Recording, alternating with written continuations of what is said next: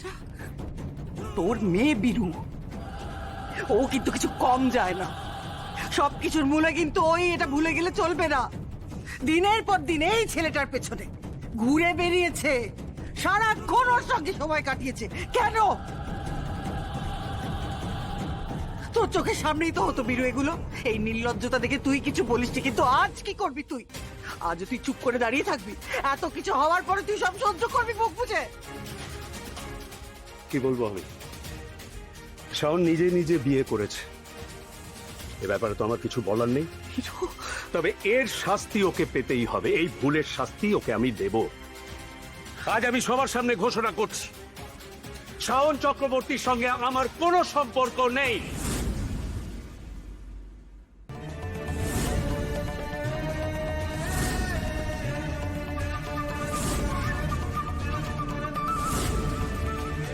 শাওন চক্রবর্তীর বীরেন্দ্র চক্রবর্তীর বাড়িতে প্রবেশ নিষেধ।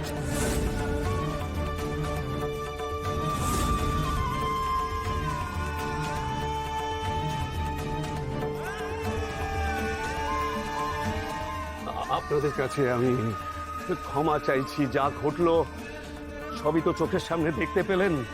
আমার মেয়ের বিয়ের অনুষ্ঠান সমাপ্ত, এবার আপনারা আসুন। তোমরা এসো সবাই। বাবা বাবা বাবা বাবা প্লিজ আমাকে ছেড়ে যেও না বাবা, প্লিজ আমার কথা রাখো শোনো। স্যার আমি আপনার পা ধরে ক্ষমা চাইছি স্যার, আমাদের কথাটা একবার শুনুন।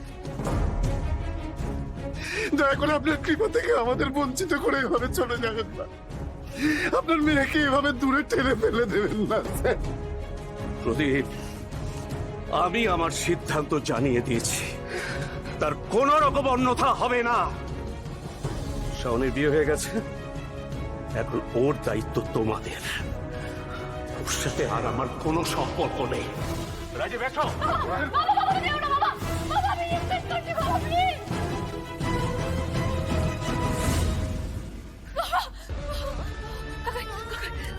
কাকা কাকা বাবাকে আটকাও না বাবা, বাবা আমার কথা শুনছে না কাকা, প্লিজ প্লিজ কে বাবা।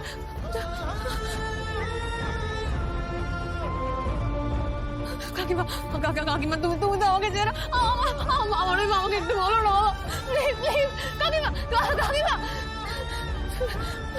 মেঘো মেঘো একটু মেঘো